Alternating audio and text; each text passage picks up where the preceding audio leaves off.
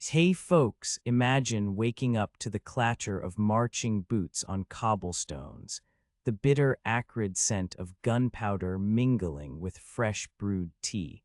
Because on a foggy London morning in 1857, a tiny island decided it could own the world, and the rest of the planet was apparently on a very affordable lease plan. Hit like if the idea of a nation with a bigger to-do list than your smartphone makes you grin, and drop a comment with the weirdest colonial fact you've heard. Before we dive in, dim the lights, grab something crunchy, and maybe keep a glass of water handy.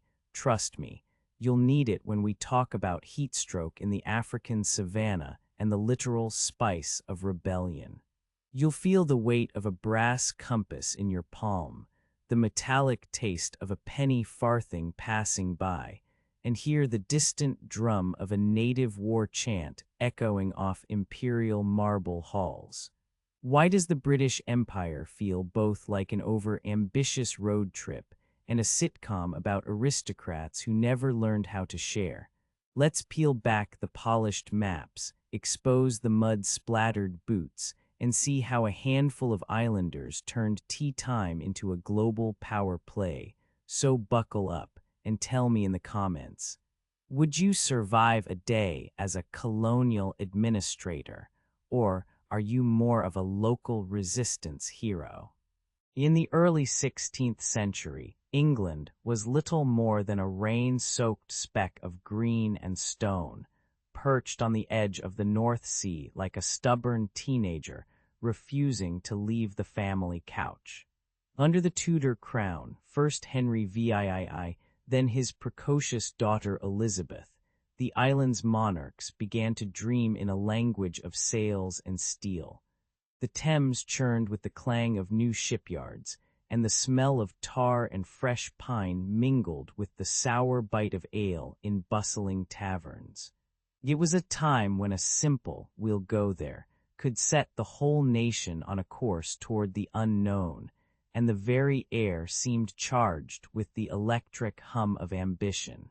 The first English footfalls on foreign soil came not with pomp, but with a shivering crew of fishermen following John Cabot's 1,497 compass point into the misty New World. They dropped anchor on a ragged shore that smelled of brine, seaweed, and the sour tang of fear, planting a crude wooden cross that fluttered like a flag in a storm. The colonists' cabins reeked of smoke and damp wool, while the native birds shrieked overhead, as if mocking the English attempts to claim a continent they barely understood. Yet the promise of gold, cod, and a new market for wool spurred them onward, turning a modest outpost into a whisper of empire. Across the globe, the same restless spirit tugged at England's heart, pulling it toward the glittering spice markets of India. In 1510, a fleet of sleek, copper-sheened caravels slipped past the Cape of Good Hope, their decks slick with sweat and the scent of boiled cabbage. When they finally sighted the bustling ports of Calicut, the air was thick with incense, pepper, and the clamor of merchants haggling over silks that felt like liquid sunshine. The English traders, dressed in woolen coats that looked absurdly out of place, bartered clumsily, their tongues tangled like rope, but they left with sacks of pepper that smelled like fire and promise. Enter Sir Francis Drake, the Elizabethan rock star of the high seas, who swaggered into history with a grin as sharp as his cutlass. He roamed the Caribbean like a pirate-themed reality show host, blasting Spanish galleons and filling his pockets with treasure that glittered like a teenager's first video game loot box. Drake's voyages were powered by more than gold.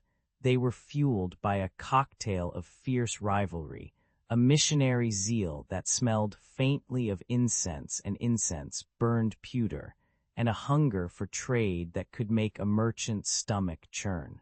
He sang bawdy sea shanties while the wind howled, and every cannon blast was a punctuation mark in England's growing brag sheet. These daring forays, whether a soggy cabin on a New World coast, a spice-laden dock in Calicut, or a thunderous raid on a Spanish treasure ship, planted the seeds of an empire that would eventually stretch half the globe. The Tudor rulers watched from their stone halls, sipping weak ale and dreaming of a future where English flags fluttered over distant hills and deserts. The smells of tar, pepper, and gunpowder mingled into a heady perfume of ambition, and the island's modest size became a punchline only to those who later joked that size doesn't matter when you have a navy. Thus began the saga of a small island that dared to rule the world, one salty wind at a time. In 1600, a group of London merchants signed a charter that would become the East India Company, a corporate behemoth that smelled of pepper and ambition. They imagined a world where a single ship could haul back enough cloves to perfume a royal banquet and fund a new London bridge. The company's first ships slipped out of the Thames like hungry wolves, their sails snapping in the wind, their hulls groaning under barrels of tea that tasted like burnt leaves.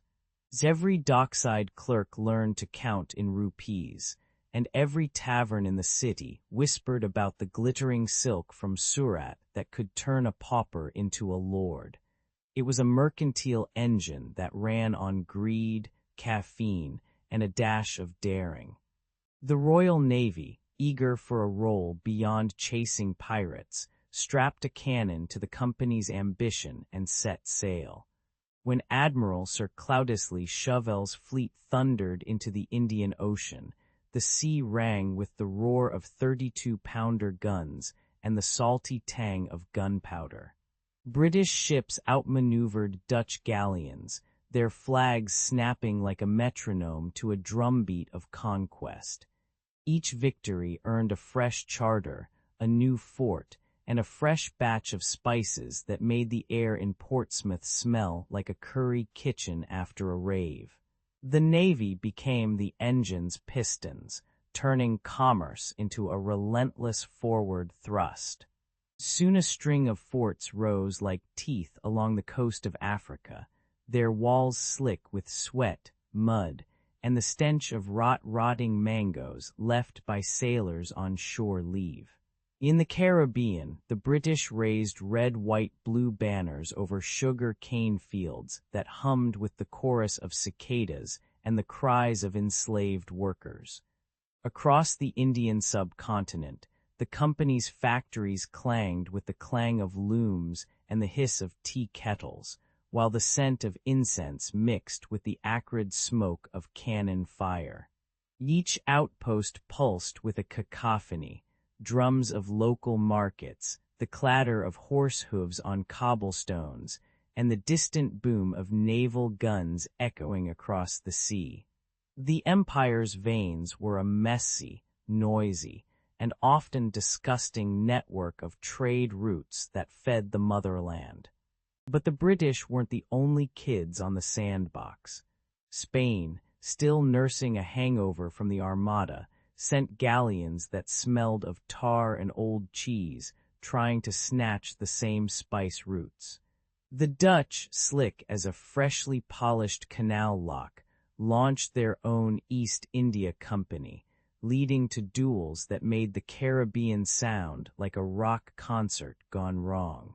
In 1656, the Battle of the Ganges turned into a watery melee where cannonballs splashed like popcorn, and the British emerged with a grin and a handful of burnt silk. The rivalry was a high-stakes game of Monopoly, except the pieces were real forts and the go space was a pile of gold coins. By the mid-1700s, the mercantile engine had revved up to a roar that could be heard from the Thames to the Bay of Bengal. Ships loaded with tea, tobacco, and indigo churned the oceans, their hulls creaking under the weight of empire-building dreams. The Royal Navy patrolled the seas like a giant, disciplined cat, purring when the wind was favorable and hissing when rivals dared to intrude.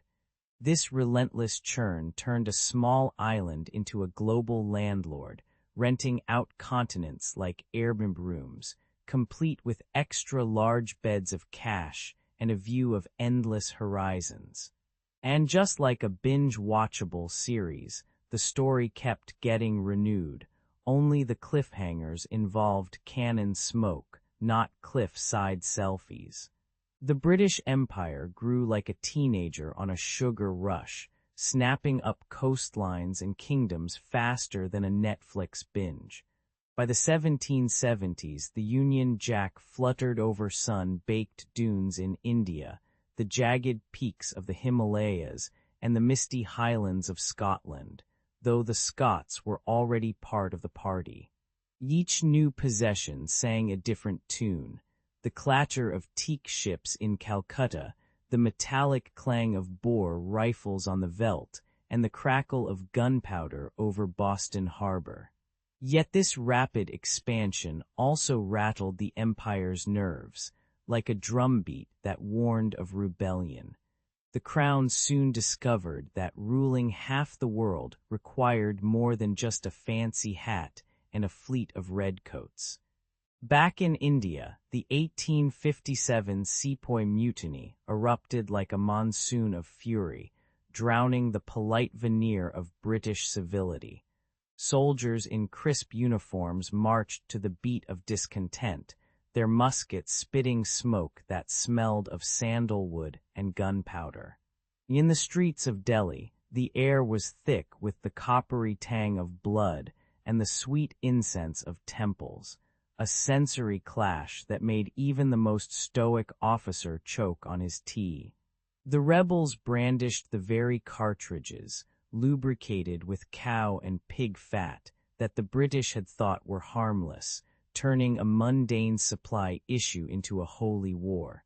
By the time the dust settled, the empire had to admit that a ruler cannot simply plant a flag and expect the locals to sing the anthem.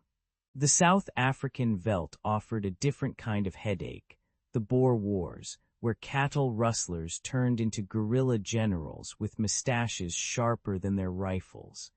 Imagine endless horizons of golden grass, the smell of dust and burnt sage, and the relentless whine of artillery echoing like a bad karaoke night. The British sent in thousands of soldiers, their red coats clashing with the earthy brown of Boer ponchos, while the Boers slipped through the scrub like cats chasing laser pointers. The war's infamous concentration camps reeked of misery, with children's cries mingling with the clatter of tin plates, a grim soundtrack no one wanted. Even Winston Churchill, then a young war correspondent, wrote about it with the same swagger he later used to sell cigars, proving that even history can be a reality TV show. Across the Atlantic, the American colonies decided they'd had enough of tea parties that weren't actually parties, and launched the revolution with a splash, literally.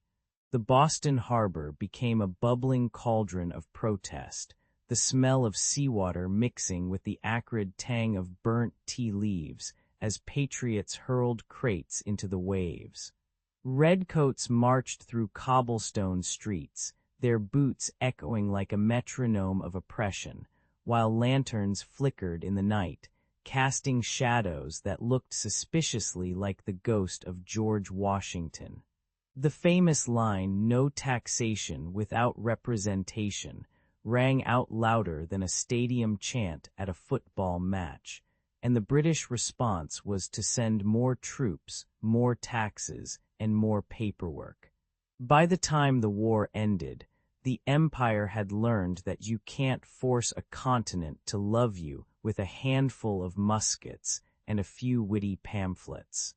Faced with rebellions that smelled like burnt tea, gunpowder, and fresh-cut grass, the British had to juggle swords and ink pens like a circus performer on a tightrope. They rolled out diplomatic reforms. Think of them as the empire's version of a software update, patching bugs but often crashing the system anyway. The most controversial patch was indirect rule, a policy that let local princes wear British crowns while secretly pulling the strings, much like a reality show producer behind the scenes. Critics called it a sneaky way to keep power without getting their hands dirty, but the administrators liked the idea of sipping tea while locals did the heavy lifting. In the end, the empire learned that ruling half the world required a cocktail of force, finesse, and a dash of irony, just like a good British pub ale. By the dawn of the 20th century, the British Empire unfurled like a colossal, soot-stained tapestry, its red-white-blue flag snapping in every wind from the humid jungles of Malaya to the icy moors of Canada. A quarter of the world's souls, farmers, merchants, soldiers, answered to a crown perched on a tiny island that smelled of coal and rain. Steam-powered clipper ships belched black clouds over the Suez, while the clatter of horse-drawn carriages echoed in bustling bazaars thousands of miles away. The empire's reach felt like a giant's hand, warm in some places, iron-cold in others, and everyone knew the phrase, "the sun never sets," was less poetry and more a practical warning for night shift telegraph operators. When George V was crowned in 1911, the ceremony turned Westminster Abbey into a glittering stage fit for a Hollywood blockbuster, complete with golden robes that shone brighter than a Times Square billboard. The incense curled like ghostly ribbons, mingling with the sharp bite of polished leather shoes and the faint, ever-present whiff of horse manure from the royal procession's trailing carriage horses. As the new king took his oath, crowds roared louder than a stadium of football fans, their cheers reverberating through the stone arches and into the far-flung colonies via the telegraph's crackle. The coronation wasn't just a pageant. It was a reminder that a man on a balcony could still make the entire globe feel a shiver of awe or a collective sigh of "here we go again." Soon after, the empire rolled out the Dominion system, a clever political hack that let places like Australia, New Zealand, and South Africa run their own show while still sending a polite cheers to London. Picture a family dinner where every cousin brings a different dish, yet everyone still argues over who gets the last slice of pumpkin pie. Only the pie is a gold standard currency, and the argument is over naval policy. The Dominions strutted their own parliaments, waved their own flags, and even drafted their own troops, all while the British Prime Minister kept the master key to the imperial pantry. It was a delicate dance of autonomy and allegiance, as graceful as a ballroom waltz, and as awkward as trying to fit a British bulldog into a tiny Japanese teacup. Railways and telegraph lines stitched the empire together like a massive, humming heart, pumping coal smoke and Morse code across deserts, jungles, and tundras. The clang of steel wheels on the Indian subcontinent's rails sounded like a giant metronome, while the hiss of telegraph needles translated imperial edicts into clicks that traveled faster than a gossiping gossip columnist. In the Amazon, the smell of fresh-cut timber mixed with the sour tang of ink from a telegraph operator's pen, reminding everyone that progress could be both exhilarating and downright sweaty. These arteries of connectivity turned distant outposts into instant Instagram stories. If Instagram had existed, so a proclamation in London could arrive in Cape Town before the local tea had even cooled. Then the First World War thundered onto the stage, turning the empire's glitter into a gritty, mud-splattered battlefield that made even the most stoic colonial officers question their tea preferences. Resources that once fed lavish exhibitions now fed endless trenches, and the smell of cordite replaced the sweet perfume of rose gardens in diplomatic salons. Soldiers from Kenya, Canada, and Australia found themselves shoulder to shoulder with British lads, sharing rations that tasted suspiciously of boiled potatoes and the occasional mystery meat. Think Survivor meets Downton Abbey. The war strained the empire's muscles like an over-caffeinated marathon runner. And while the sun still technically set on some corners, it now set on a world that was beginning to wonder whether a small island should keep playing the role of the world's over-ambitious babysitter. The smoke of bombed-out London still hung over the Thames like a lingering aftertaste of victory.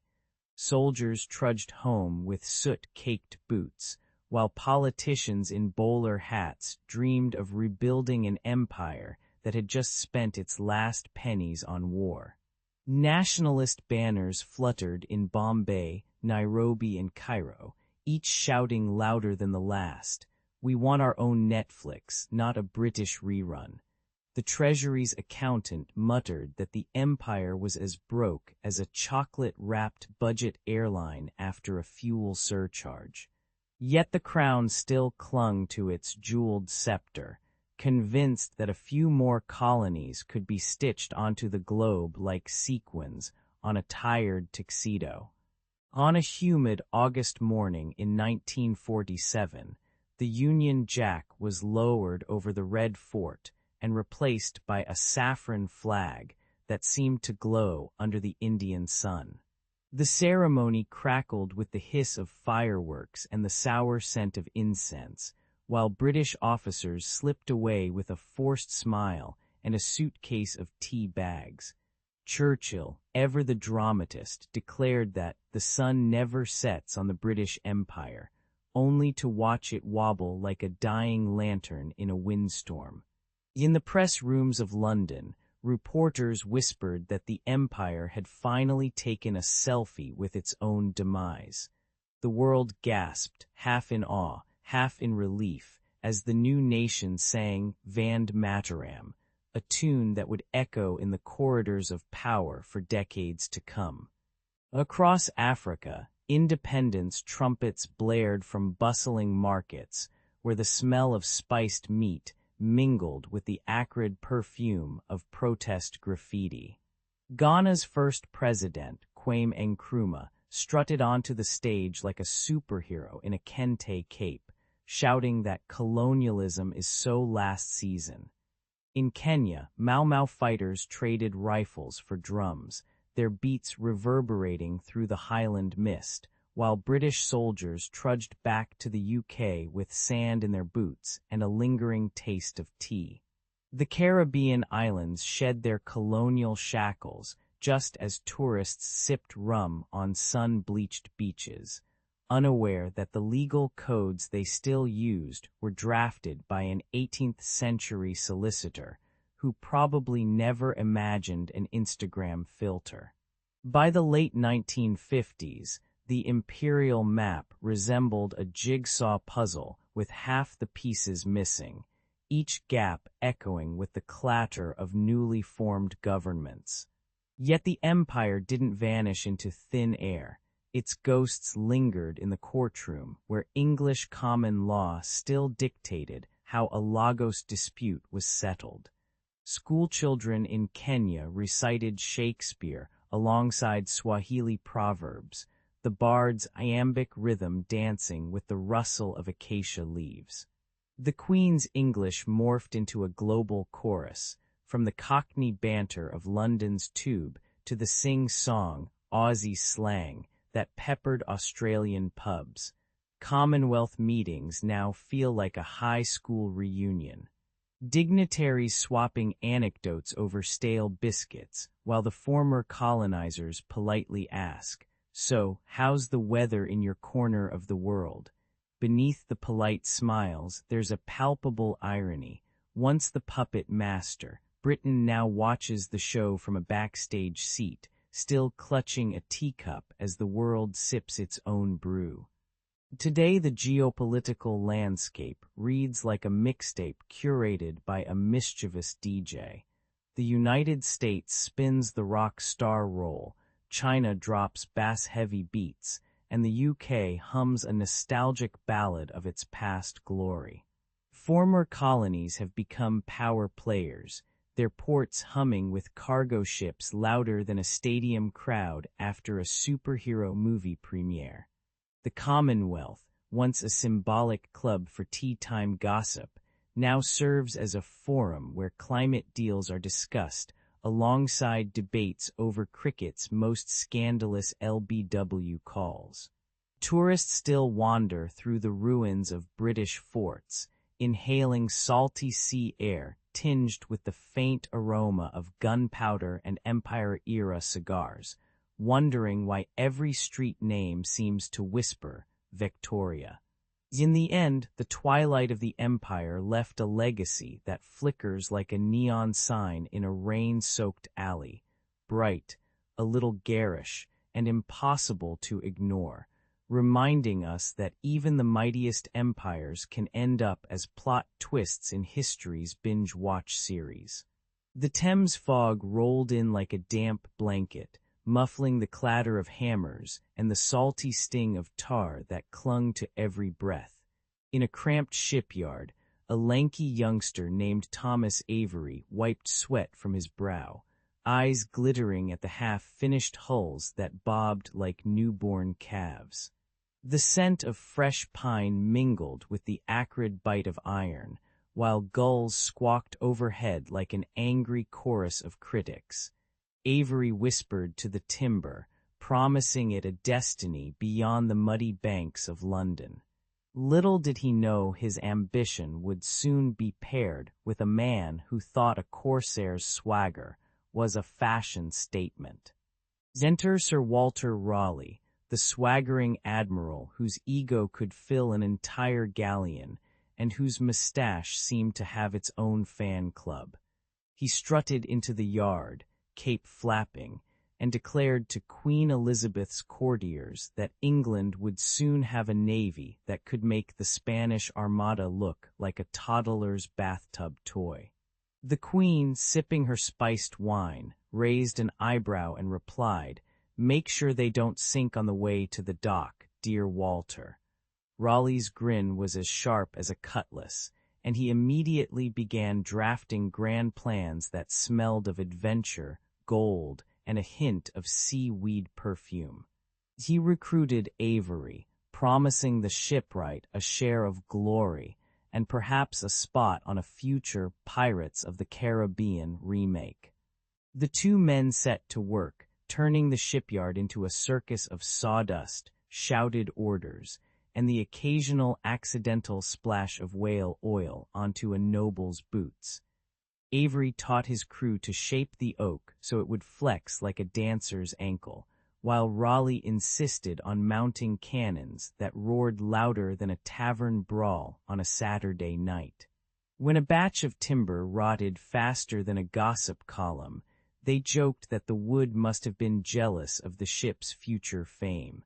Still, they pressed on, hammering iron nails that sang a metallic lullaby and painting the hulls a bold crimson that would make a modern superhero blush. By the time the first ship slipped into the water, the whole town could hear its launch like a fireworks display in the night sky.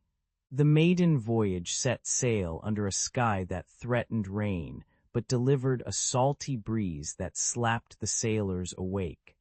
As the fleet cut through the channel, the crew tasted the brine on their lips and the fear of Spanish galleons on the horizon, each cannonball echoing like a drumbeat in a heavy metal concert. Raleigh stood on the deck shouting orders that sounded like a Shakespearean monologue mixed with a video game cheat code. Fire, fire, and no one forgets to reload. The Spanish ships, decked in gaudy gold, looked like floating cathedrals, but the English hulls, smelling of tar and triumph, closed in with the tenacity of a cat chasing a laser pointer. When the first cannon cracked, the sound cracked the air, and the Spanish retreated, leaving behind a trail of splintered wood and the lingering aroma of burnt rope. Back on the Thames, the battered but unbowed fleet returned to cheers that rang louder than the church bells, and Avery's eyes shone with the reflected lantern light of a future empire. The Queen, amused by the spectacle, awarded Raleigh a golden compass that was more decorative than useful, and she whispered to Avery, "Now, keep those ships afloat, or we'll have to send you to the pantry to mop up the mess."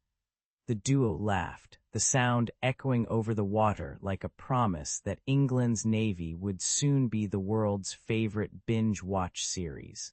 Their partnership sowed the seeds of a navy that would later chase pirates, explore new worlds, and inspire countless movies about swashbuckling heroes. And so, under a sky bruised with sunset, the dawn of a fleet truly began, setting the stage for Britain's rise from a modest island to a global maritime legend. When King James I took the throne, he didn't just inherit a crown. He inherited a fleet of rickety vessels that smelled of tar and ambition. Determined to turn England into a maritime powerhouse, he ordered the construction of new ships and the hiring of bold navigators who could read the stars like a celebrity reads gossip columns. The royal dockyards sprouted along the Thames like a row of giant, soot-blackened Lego blocks, each crane clanging like a percussion section in a Baroque orchestra. Cartographers, armed with fresh sea charts, plotted routes that would make modern GPS apps blush, while the scent of fresh ink mingled with the brine of the river. In short, James set the stage for a navy that would soon be as famous for its maps as for its cannon fire. Inside the bustling dockyards, the air was a cocktail of salty sea spray, hot iron, and the unmistakable tang of sweat from laborers hammering timber into hulls. Workers sang shanties that rose over the clang of hammers, their voices cracking like old rope under strain, while apprentices tried not to burn their fingers on the blacksmith's forge. The newly minted ships, sleek and gleaming, were fitted with the latest compass, an instrument so precise it could almost predict a captain's mood swings. As the vessels slid into the water, the splash sounded like applause from the Thames itself, and the smell of fresh pine lingered like a promise of voyages yet to come. Even the dockyard dogs seemed to wear tiny sailor caps, trotting proudly among the crews. But not everyone was cheering the naval boom. Internal rivalries frothed like a stormy sea. Admirals squabbled over who deserved the newest frigate, each claiming his lineage was more royal than the others. Think Game of Thrones, but with more mustaches and fewer dragons. Young commanders, fresh from university, tried to impress by reciting Latin verses about navigation, while secretly fearing they'd be outmaneuvered by a grizzled veteran who could steer a ship blindfolded. The tension crackled in the mess halls, where a spilled mug of ale could ignite a debate louder than a cannon blast. Yet, through the bickering, a common thread held them together, the unspoken belief that England's future floated on the decks they built. Outside the dockyards, the real test came from the sea's most unsavory guests, pirates who smelled of rum, gunpowder, and bad decisions. These marauders darted through the English Channel like mischievous teenagers on skateboards, raiding merchant ships and leaving a trail of shredded sails and broken dreams.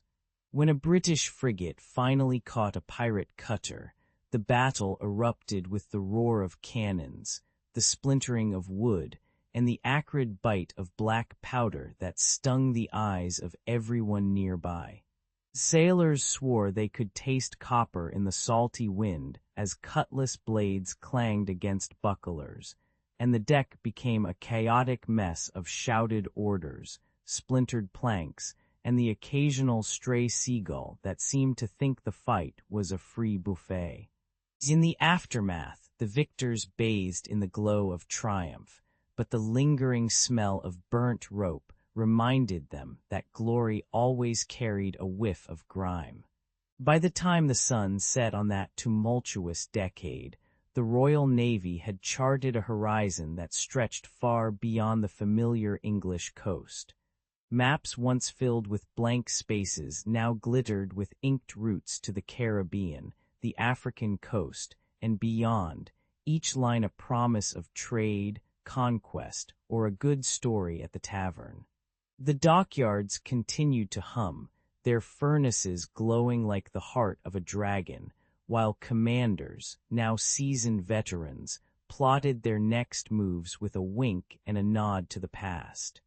James I, perhaps unaware of the exact words he'd set in motion, would have been proud to see his navy become the world's most reliable Uber, delivering power, wealth, and a dash of drama wherever it went. And so, with the wind in their sails and the scent of salt on their lips, the British ships set off to write the next chapters of maritime legend. The Thames fog rolled in like a damp blanket, muffling the clatter of hammers on the old dockyard. Young apprentices swore on their mothers' recipes for ale that the new ships would outshine the French fleet. In the middle of this salty chaos, a copper-glinting miracle waited to be slapped onto hulls, promising speed and stubborn resistance to rot. The scent of tar mingled with fresh fish, a pungent perfume that told you were standing at the birth of a navy's new swagger. And somewhere beyond the river's bend, the Parliament's marble halls whispered of budgets that might choke these ambitions. Sir Charles Knowles strutted onto the slipway with a swagger that would make a modern rock star blush. He unveiled copper sheathing, a thin metal skin that acted like a shark's dermal denticles, slashing through seaweed and barnacle cling. The workers watched the copper sheets unfurl, their eyes reflecting the metallic sheen like a disco ball at a pirate rave. As the first sheet slapped onto the hull, the crew heard a satisfying clang that sounded like a cannon's sigh of relief. The copper not only sped the ships, but also kept them smelling less like a rotting whale carcass, a small mercy for the sailors' nostrils. Knowles didn't stop at shiny hulls. He ordered every new vessel to follow a single blueprint, as if the Navy were a giant Lego set.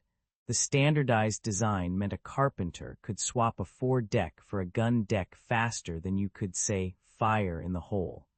Alongside the uniform hulls, he introduced disciplined gunnery drills, teaching crews to reload cannons with the precision of a barista pulling espresso shots. The thunder of rehearsed volleys rang across the dock, each boom echoing like a drumline in a marching band, shaking loose the rust from old iron. Sailors began to pride themselves on the rhythm of their fire, chanting, "Ready, aim, boom," as if they were chanting a pop song chorus. While the shipwrights sang praises, the politicians in Westminster played a different tune, their pockets jingling like loose change in a pocket watch. A faction of MPs, led by a man who looked suspiciously like a Game of Thrones minor lord, argued that the copper would drain the treasury faster than a leaky barrel.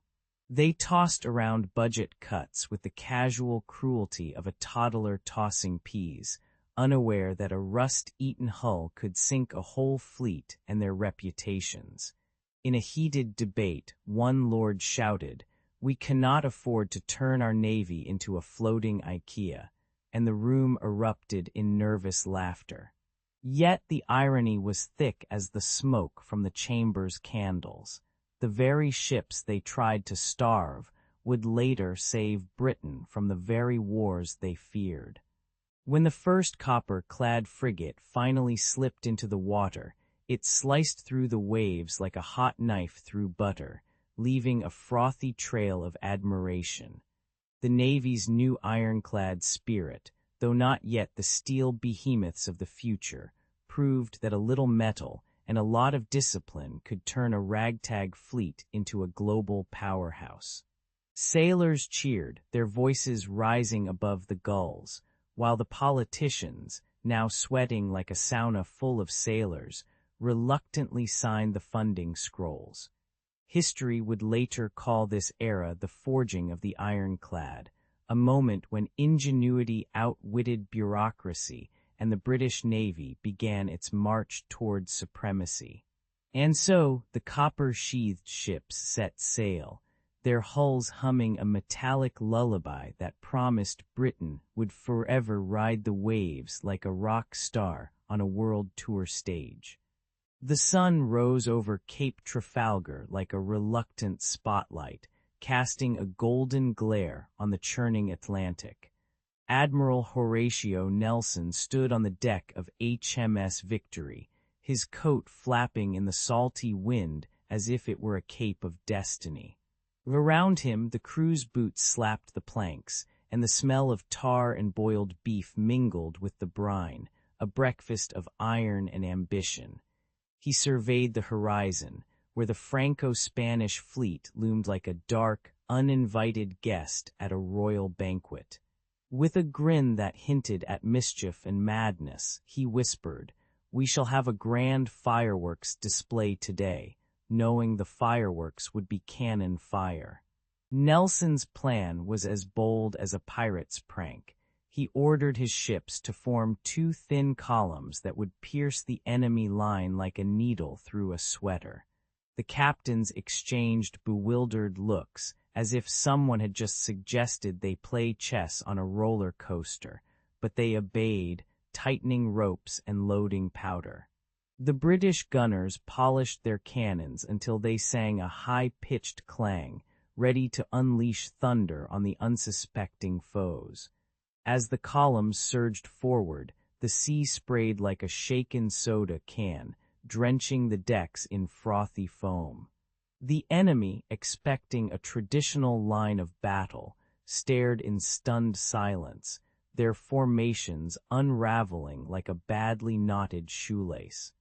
When the British ships crashed into the enemy line, the air erupted with a deafening roar that rattled even the sternest sailor's teeth. Smoke billowed, turning daylight into a murky twilight, while the smell of gunpowder burned like a campfire in a crowded tavern. Men shouted orders, cursed the stench of burnt rope, and clutched at splintered railings as splinters flew like confetti at a chaotic parade. Nelson, perched on the quarterdeck, felt the deck shudder beneath his boots, his heart pounding in rhythm with the cannon's thunderous beat. Even as a French cannonball whistled past, the British crews kept their resolve, laughing nervously and muttering, "Well, that's one way to get a haircut." By sunset, the Franco-Spanish fleet lay shattered, its masts broken like pretzel sticks and its flags limp as soggy laundry. The British ships, though scarred and smelling of cordite, bobbed triumphantly, their crews cheering louder than a tavern full of drunks after a free pint. Nelson, his arm already blackened with soot, surveyed the carnage with a mixture of pride and melancholy, knowing the price of victory was paid in blood and broken bones. The morale that had been forged over decades of relentless drills surged like a tidal wave, lifting every sailor's spirit higher than a kite in a hurricane.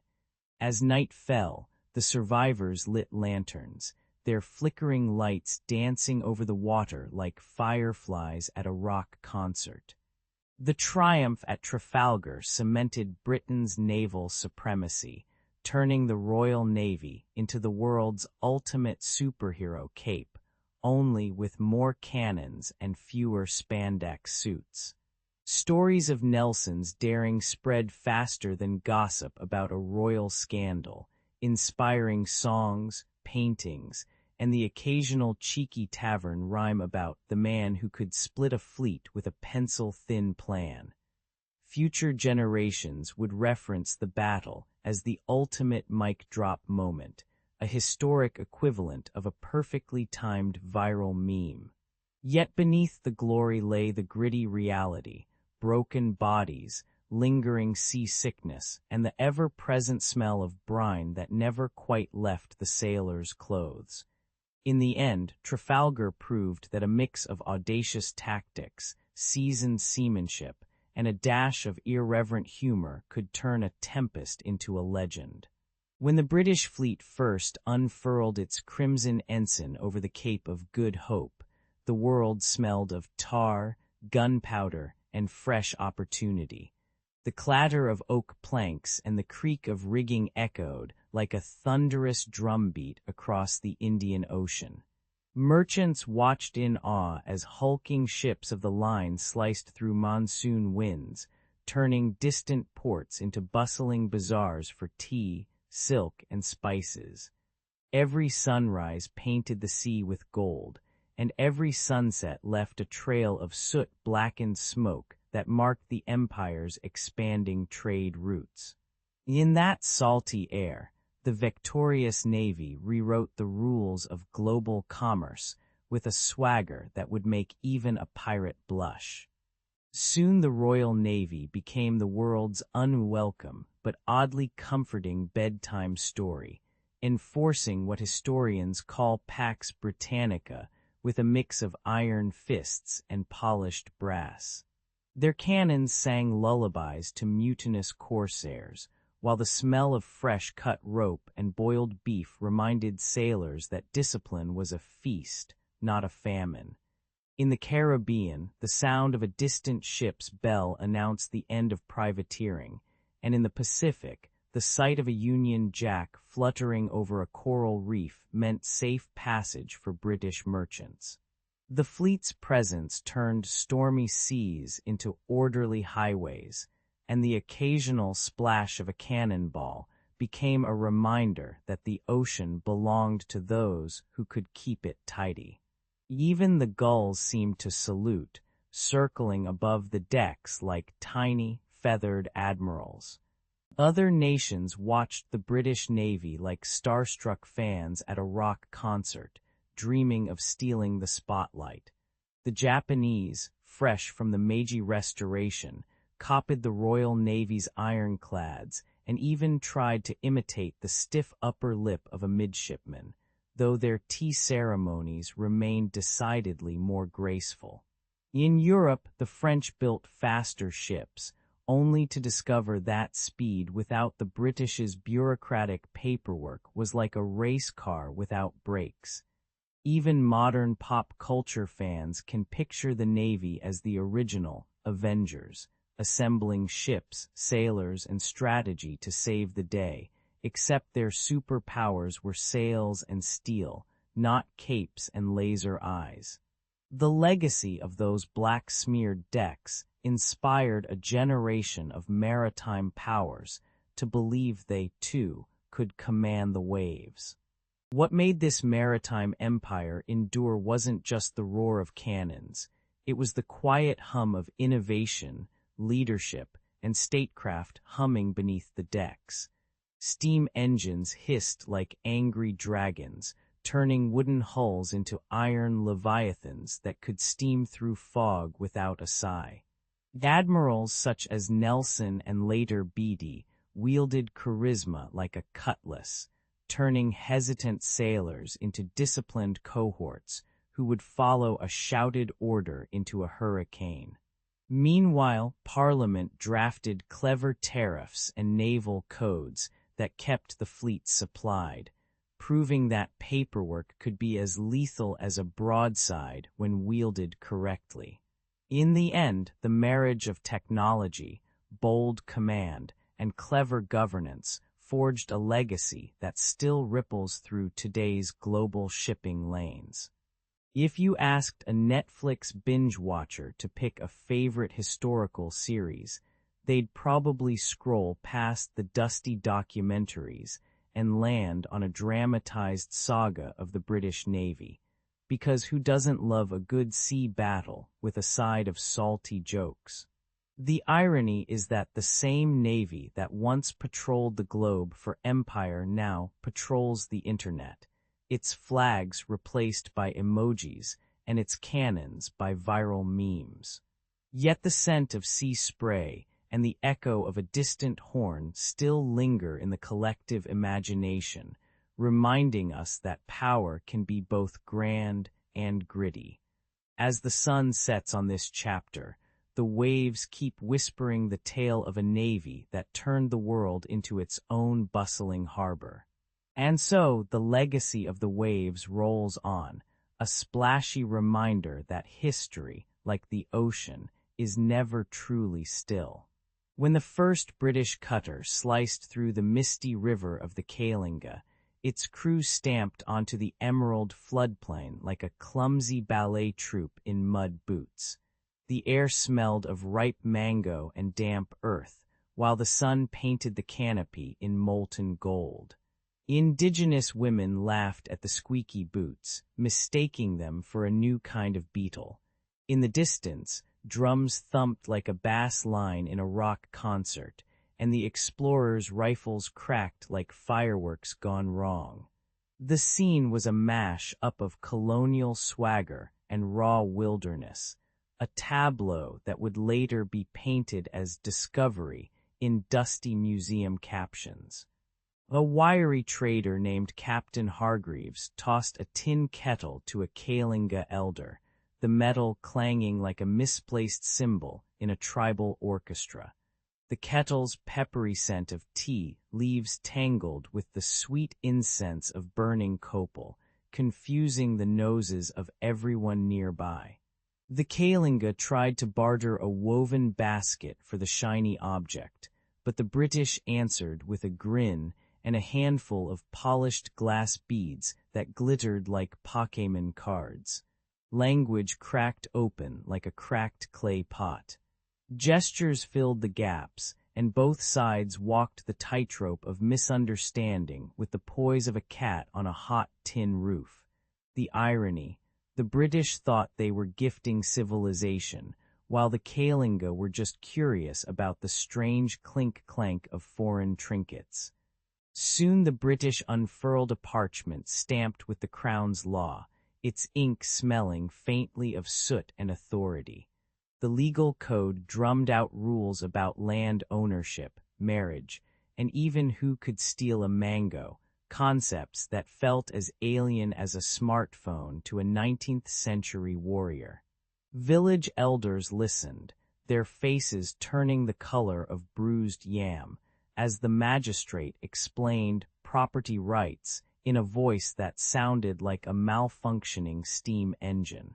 The tribe's own customs, which had been passed down through whispered songs and the scent of river water, suddenly seemed optional, like a side quest you could skip. Humor rose bitterly when a British clerk tried to register a sacred waterfall as public commons and got splashed with cold water, realizing nature didn't care for paperwork. The influx of foreign goods turned the market into a sensory carnival. Spices crackled, polished silver gleamed, and the stench of tobacco mingled with the earthy perfume of fresh-cut bamboo. Children chased after a loose British top hat, its feather bobbing like a mischievous alien antenna, while women shouted in Kalinga tongue, "Don't drop that, it's not a mango." The new legal system forced the tribe to mark boundaries with wooden stakes, each stake smelling of pine and the sweat of labor, a stark contrast to the invisible borders once guarded by ancestral spirits. Even the night drums adjusted their rhythm, echoing a syncopated beat that sounded suspiciously like a 19th-century marching band trying to blend in. In a twist of pop culture irony, the younger Kalinga began calling the British the original influencers, because their fashions and phrases spread faster than any rumor on a tribal fire. As the sun set behind the jagged hills, the Kalinga gathered around a fire, the smoke curling like a lazy dragon, and whispered about the day's strange exchanges. They tasted the bitter tea and coughed, laughing that the British had introduced a drink that made their tongues feel like they'd been chased by fireflies. The colonial rule, wrapped in polished brass and lofty ideals, left a gritty residue of broken customs, odd trinkets, and occasionally a good story to tell the grandchildren. In the grand narrative of history, this first contact reads like a sitcom episode where everyone shows up in the wrong costume, yet somehow the plot moves forward. And so, the legacy of those early footsteps lingered, a tangled vine of humor, loss, and the stubborn resilience of a people who still dance to their own drumbeat. The British crown rolled in like a bureaucratic juggernaut, planting red coat flags on every hilltop and carving out a new map with the enthusiasm of a toddler with crayons. Surveyors marched through villages, their brass theodolites glinting in the sun as they measured every plot of earth, while the locals watched their ancestral fields being turned into neat, numbered squares. Tax collectors, armed with ledgers and a permanent frown, knocked on mud-splattered doors, demanding copper coins for the privilege of breathing the same air. At the same time, missionary schools sprouted like fast-growing weeds, their bell towers ringing hymns that drowned out the drums of traditional ceremonies. The scent of ink and pine tar mingled with the earthy aroma of freshly turned soil, a pungent reminder that a new order was being written in blood and bureaucracy. Indigenous chiefs, draped in feathered cloaks, found their council circles shrinking to the size of a teacup as the crown's officials dictated who could speak and when. Their voices, once echoing across fire-lit nights, now bounced off stone walls of foreign courts, each word weighed like a tax receipt. Some tried to bargain, offering the British a gift of polished shells in exchange for a sliver of autonomy, only to watch the crown smile and pocket the shells like a kid at a candy store. The irony was thick enough to cut with a machete. The very laws meant to civilize were the same ones that shackled the leaders to a foreign calendar. Yet, in whispered meetings under the canopy of mango trees, they plotted resistance, their laughter a low rumble against the clanking of imperial boots. As the new taxes drained the community's coffers, families watched their rice paddies shrink under the weight of unpaid levies, the golden stalks turning brittle and brown. The missionary teachers replaced elders' stories with Latin verses, their chalk dust smelling like stale church incense that clung to the children's hair. The traditional dances, once a riot of color and drum beats, were forced into the corners of schoolrooms, their rhythms muffled by the squeak of wooden desks. Market stalls that once sang with the chatter of barter now echoed with the clink of foreign coins, the air heavy with the sour tang of sweat and desperation. Even the river, once a sacred mirror, began to carry the oily sheen of British steamers, reflecting a sky that seemed to weep for the loss of old songs. Imagine a Netflix binge where the protagonist is a British clerk named Mr. Ledger, who thinks land reform is a new reality show and tax collection, a thrilling episode of Who Wants to Be a Millionaire. He strides into a village with a clipboard so shiny it could blind a sun worshipper, shouting order, as if he were directing a traffic jam in Times Square. The locals, however, treat his orders like a badly dubbed foreign film. They nod, smile, and then mutter subtitles under their breath that translate to "What the heck, mate?" The missionary school's hymnbooks become the soundtrack to a cultural remix, the choir's Amazing Grace clashing with the guttural chants of ancestors, creating a mash-up that would make even a DJ at a rave cringe. The whole scene smells like a mix of wet dog, tea leaves, and the faint ozone of a distant cannon, a sensory cocktail that would make any Instagram influencer say number authentic with a shudder. In the end, the British Crown's imprint on the land was as stubborn as a tattoo that refuses to fade, etched into the soil, the mines, and the very rhythm of daily life.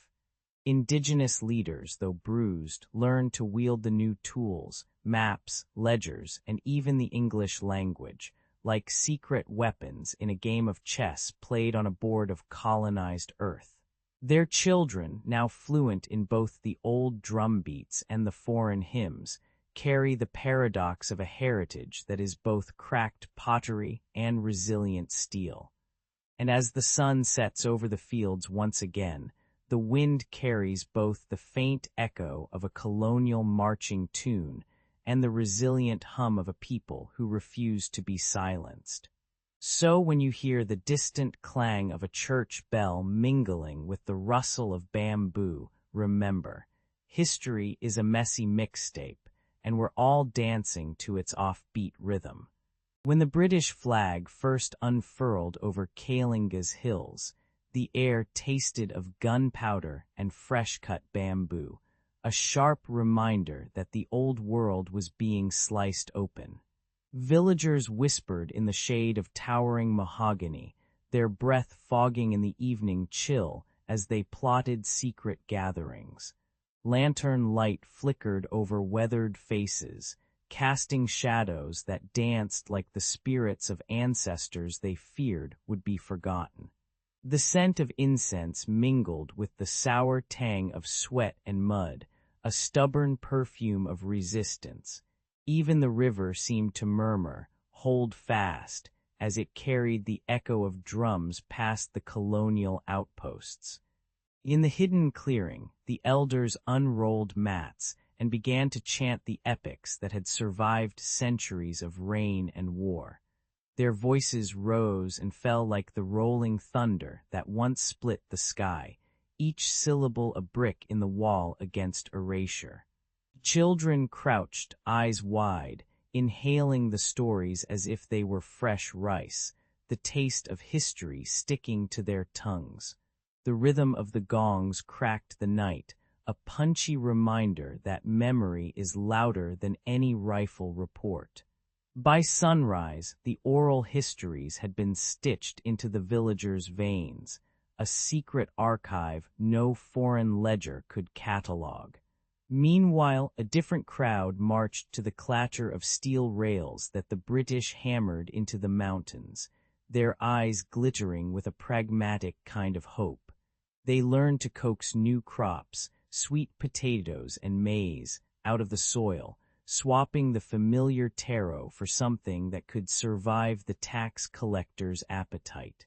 The clang of the locomotive became a metronome for market days, and the scent of coal smoke blended with the earthy perfume of freshly plowed fields. Some Kalinga youths even tried on the crisp blue uniforms, feeling oddly heroic in a costume that smelled of oil and ambition. Their laughter rang with irony, as if saying, "If you can't beat the train, ride it and sell the tickets," while their hands still bore the calluses of traditional weaving. The village split like a river over a dam. One side clung to the old ways, chanting under moonlight, while the other side bartered with the colonizers, trading woven mats for iron tools. yet the line was never clean. The storytellers would pause their tales to watch a steam engine hiss by, and the traders would pause their ledgers to join a midnight dance around the fire. This uneasy blend felt like a badly edited mash-up of a historical drama and a sitcom, complete with awkward moments where a British officer tried to pronounce Kalinga and ended up sounding like a sneeze. The irony was thick as the mud after a monsoon. Both sides were trying to survive, just using different playbooks. In the end, the community learned to juggle both swords and plows, each swing echoing the other's rhythm. When the sun set behind the newly built railway bridge, the Kalinga gathered once more, their voices a chorus that carried both defiance and adaptation. They sang of ancestors who fought with spears and of new heroes who coaxed wheat from the soil, their verses weaving a tapestry as tangled as the vines climbing the colonial forts. The smell of roasted fish mingled with the faint metallic tang of train oil, a reminder that the old and the new could share a plate, however uneasy. As the night deepened, laughter rose and a child whispered, "Maybe one day we'll have a train that runs on stories," a hopeful punchline to a century-long saga. And so the Kalinga kept marching forward, step by stubborn step, humming the tune of survival. The sun beat down on the jagged ridge like a spotlight on a stage, and the British officer, Lieutenant Harrington, strutted up with a clipboard and a swagger that would make a peacock blush. He barked an order to level the hill, calling it just a rock, while the locals whispered prayers to the spirits that lived in its crags. The air smelled of crushed sage and fresh mud, a perfume the colonizers mistook for exotic ambience. Children stared, their eyes wide as saucers, as the first shovel cut into the ancient stone. The hill, a sacred altar for generations, trembled under the weight of foreign steel, and the ground seemed to sigh in protest. When the first blast cracked the sky, a thunderous roar ripped through the valley, scattering birds like startled paparazzi at a celebrity scandal.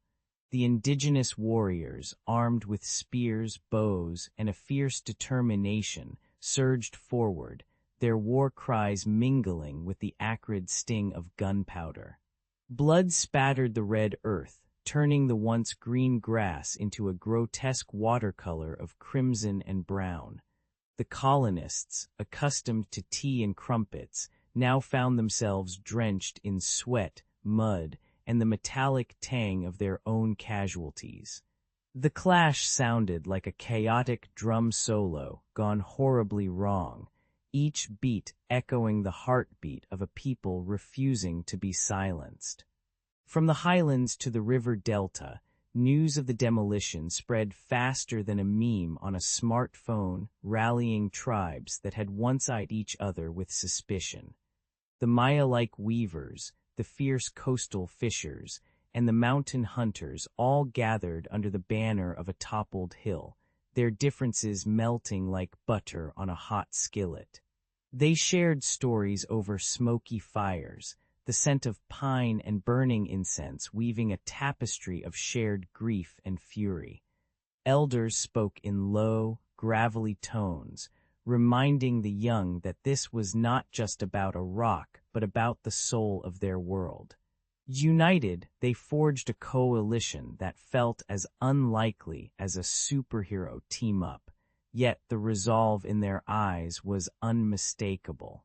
The rebellion roared across the landscape like a Netflix binge-watch of an action series, each village a new episode of defiance. Guerrilla fighters ambushed supply convoys, their arrows whistling past the helmets of bewildered redcoats who had never seen a jungle without a tea break. The British responded with volleys of lead, the smell of cordite mixing with the earthy perfume of the forest, creating a nauseating cocktail that made even the bravest soldier gag.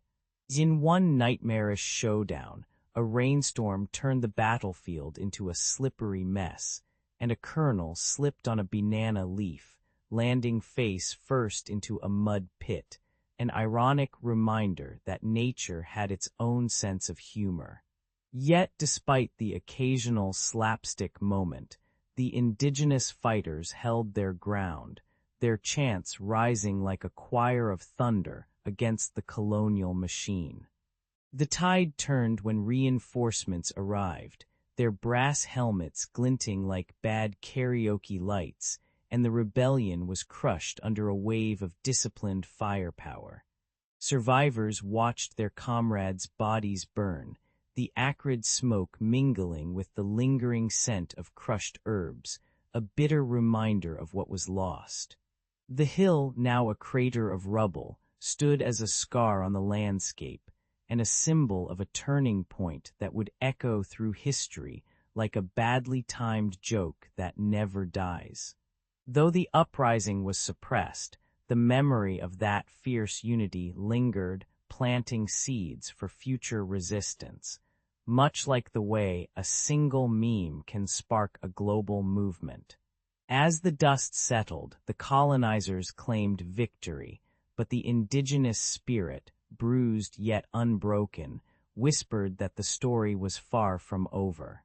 The British flag was lowered over the highlands, and the echo of distant drums swallowed the last colonial bugle call.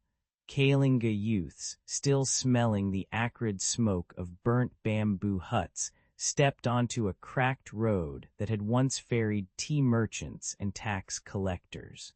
Their eyes flickered between relief and the hollow feeling of a storybook ending that never quite fits. Mothers clutched weathered photo albums, their pages yellowed like old banana leaves, while fathers whispered, "We survived the empire, now we survive the paperwork." The sky cracked open with a sudden monsoon, as if nature itself wanted to wash away the last of the redcoat footprints. In the evenings, elders gathered under the giant balit tree, coaxing the forgotten syllables of the Kalinga tongue from rusted bamboo flutes. The air vibrated with a chorus of guttural clicks that sounded like a Wi-Fi router trying to connect in a remote village, stubborn but hopeful. Youngsters armed with smartphones tried to feed the ancient chants into a translation app, only to be told, "Sorry, we don't support this language yet," which earned a collective groan and a laugh louder than a jungle monkey. The scent of fresh rice wine mingled with the musty perfume of old manuscripts, making the night feel like a culinary experiment gone right. Each successful word felt like a tiny victory flag planted on a battlefield of erasure. The Kalinga began staking claim to the terraced fields that had been bulldozed for a rubber plantation, the earth still tasting of diesel and broken dreams. With machetes in hand, they cut through overgrown vines, the sharp snap echoing like a snare drum in a rock concert, while cicadas provided a relentless backup chorus. The smell of wet mud rose as they uncovered ancient burial jars, their lids cracked open like surprise eggs in a game show. Corporations sent slick suits with polished shoes, their perfume clashing with the pungent odor of fermenting fish left on the riverbank, a clash as absurd as a tea party in a war zone. Yet the Kalinga sang their protest songs, their voices rising over the corporate jingle, turning irony into an anthem. Identity, once a static tapestry, began to shimmer with neon threads of modernity. A Kalinga teenager rapped about ancestor spirits while wearing a hoodie emblazoned with a traditional pattern. The beat of a drum machine mixed with the thrum of a river, creating a rhythm that made elders tap their feet like they were at a 90s rave. Market stalls sold woven baskets next to hand-crafted phone cases, the scent of sandalwood battling the sweet aroma of bubble tea. Humor blossomed when a village council member joked, "Our next treaty will be signed on a tick-tock duet," prompting laughter that bounced off the stone walls. Yet beneath the jokes, a serious conversation brewed about preserving rituals while streaming them to a global audience. The community learned to wield pop culture like a spear, sharp, pointed, and oddly effective. The scars of colonial rule still pulsed like old battle wounds, the rusted barbed wire of memory tingling under the skin of every storyteller. Yet resilience sprouted like wild orchids from cracked concrete, bright and defiantly beautiful. When the wind carried the scent of incense and fried fish across the river, it reminded the Kalinga that survival is a messy, glorious feast. They raised a new flag, stitched from reclaimed cloth, its colors echoing both the sunrise over their mountains and the flicker of a Netflix screen in a modest home. In the end, the Kalinga whispered to the night, "We may have been colonized, but we're still the main characters in our own saga," a line that would make even a Game of Thrones narrator raise an eyebrow. The soot-blackened sky over Manchester hung like a charcoal curtain, and the clatter of looms formed a relentless percussion that could wake the dead. In the cramped workshop of a tallow-scented alley, Thomas Whitfield, part-time tinkerer, full-time dreamer, was coaxing a hulking iron beast to breathe fire. His hands, stained with oil, trembled as the piston thumped like a heartbeat, and a stray spark winked at the darkness. Just then, Eleanor Drake, a colonial officer with a crisp uniform and a sharper tongue, strode in, her boots echoing against the cobbles as if marching to a distant empire. She paused, eyeing the contraption with a mix of curiosity and bureaucratic suspicion, and muttered, "If this thing can power a tea kettle, imagine what it could do for a navy." Whitfield grinned, pulling a lever that sent a plume of steam hissing like a dragon's sigh, and the engine roared to life, rattling the soot-covered windows. Eleanor watched, arms crossed, while a nearby child shouted, "It's a locomotive." "It's a monster," a chorus that blended awe with the stench of burnt coal. The air filled with the metallic tang of iron and the sweet, acrid perfume of coal dust, making even the rats pause their scavenging. Whitfield, feeling like a Victorian version of Tony Stark, declared, "We've just invented the world's biggest kettle," and Eleanor replied, "Just keep it from boiling over, or the Empire will need a bigger bucket." Their banter crackled as sharply as the engine's pistons, sealing a partnership that would steam ahead into history. Word of the steam marvel spread faster than gossip in a gin-laden tavern, and factories began swapping horsepower for iron heart power. The clank of gears replaced the clop of hooves, and the city's skyline sprouted smokestacks that looked like the teeth of a giant, coughing beast.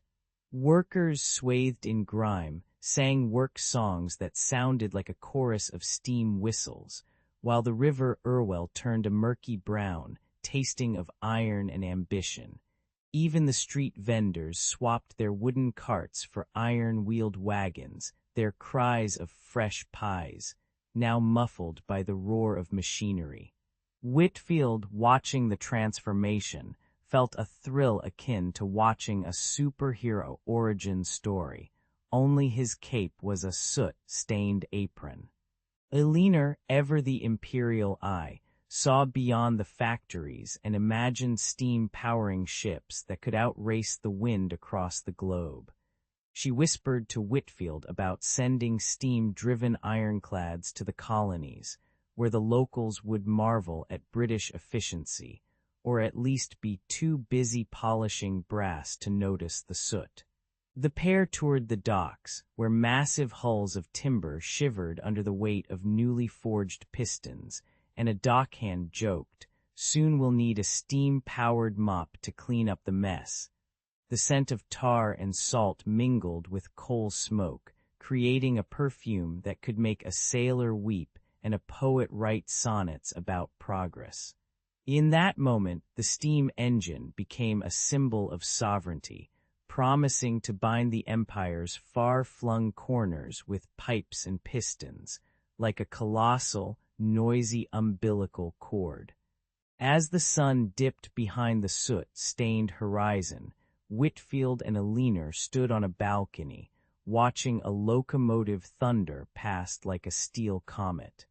Eleanor raised a glass of ale, toasted, to Steam, the new ruler of seas and skies, and Whitfield replied, "May it never run out of coal, or we'll have to call in the Ghostbusters." Their laughter echoed over the clamor, a reminder that even in an age of iron and empire, humanity still found room for a joke. The city's lights flickered on, each bulb a tiny beacon of the industrial dream, while the distant colonies waited, unaware that a puff of steam could soon dictate their fate.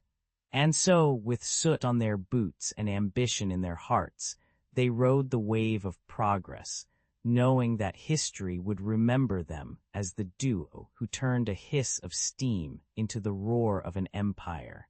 When Thomas Whitfield rolled his first steam-powered loom onto the dock in Bombay, the air crackled like a kettle about to blow. The massive iron beast hissed and puffed, belching clouds of coal-black smoke that smelled of burnt leather and ambition. Dockworkers stared, half amazed, half terrified, as the loom's clattering gears sang a metallic chorus louder than the temple bells.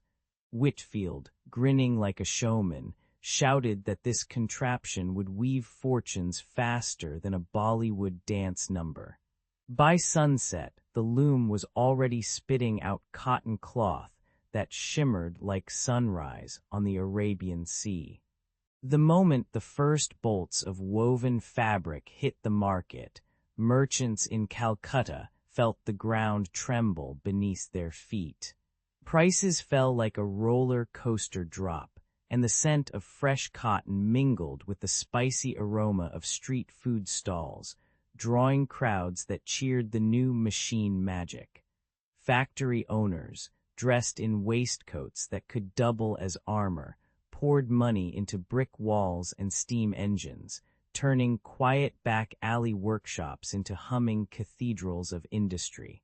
Yet the clatter also rattled the nerves of hand-loom weavers, whose hands ached from years of rhythmic shuttling now threatened by cold steel. Their protests rose like incense smoke, thin but persistent, as they demanded a seat at the noisy table. Across the turquoise waters of the Caribbean, the loom found a home in a sugar cane plantation turned textile mill, where the air was thick with humidity and the sour tang of molasses. The machines drummed a relentless beat that echoed off the whitewashed walls, drowning out the lilting calypso songs that once floated through the evenings. Workers, their skin slick with sweat, found the mechanized rhythm both a marvel and a menace, as their wages thinned like the sugar they once crushed. When the foreman announced longer shifts, the laborers staged a walkout, waving makeshift flags that looked suspiciously like pirate banners. The Crown sent a regiment of red-coated officers who tried to restore order with a stiff upper lip approach that would make even a Victorian nanny cringe. Back in London, the Board of Trade toasted Whitfield's success with a glass of claret, declaring the empire's reach as unstoppable as a Netflix binge. The Crown, ever hungry for profit, used the loom's triumph to justify new tariffs and railways that stitched distant colonies tighter to the motherland. In the jungles of Madras, soldiers erected telegraph poles that crackled with Morse code, delivering news of factory openings faster than a carrier pigeon on caffeine. Yet the same iron veins that pumped wealth also pumped discontent, as colonial subjects whispered that the empire was less a benevolent guardian and more a giant steam-powered octopus. Irony hung in the humid air like a stray cigar ash, reminding everyone that progress often wears a polished veneer over gritty gears. By the time the sun set on the decade, the steam loom had become a symbol as familiar as a superhero's cape, glittering, powerful, but prone to occasional wardrobe malfunctions. Workers in both India and the Caribbean learned to dance around the clanking machines, their feet moving with a mix of fear and defiant rhythm, like a tick-tock challenge gone Victorian. The crown's maps swelled with new lines of rail and factory, each inked border humming with the same relentless hiss that first greeted Whitfield on the Bombay dock. Yet beneath the prosperity lay piles of discarded shuttles, soot-caked faces, and the lingering smell of burnt ambition that no perfume could mask. In the end, the factories and frontiers taught a simple lesson. When you crank up the steam, you also crank up the heat of human hope and protest. Eleanor stood on the dusty plateau of Gujarat, the sun beating down like a relentless metronome, while the clang of steel girders echoed across the fields. She surveyed the skeletal tracks that stretched like a broken spine toward the distant hills, each bolt a promise of empire's ambition. The air smelled of hot metal and cumin, a pungent cocktail that reminded her of tea in London mixed with the spice markets of Bombay. With a grin as sharp as a railway spike, she declared, "If we can lay these rails, we can lay down the future," unaware that the future might be more tangled than a Bollywood plot twist.